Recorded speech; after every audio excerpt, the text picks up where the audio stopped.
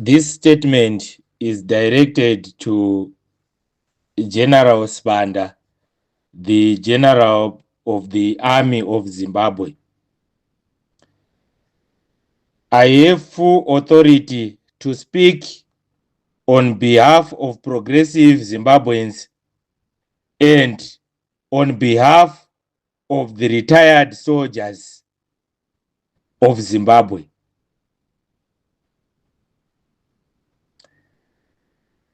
Chandaudzwa chekutanga ndechekuti, General, are you aware of the situation in our country pertaining the activities of the Chinese criminals?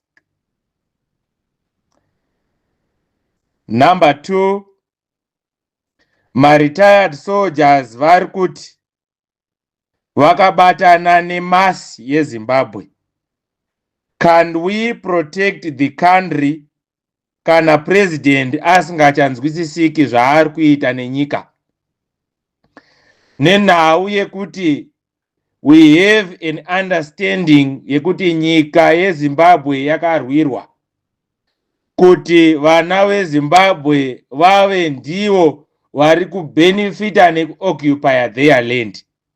Kana vana veZimbabwe vaakubviswa mavakagara nemaChina ari kubva miles and miles away from our country. Can we join hands and protect our country?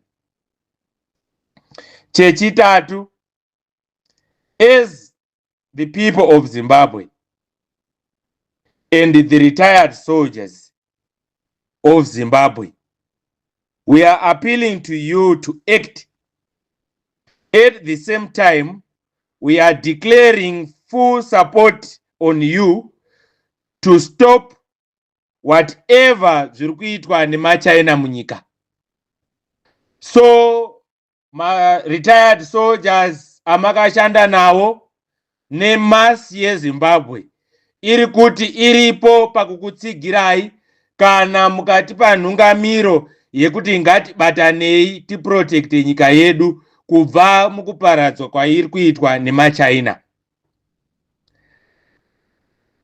This is the end of this statement. We are expecting a response on this.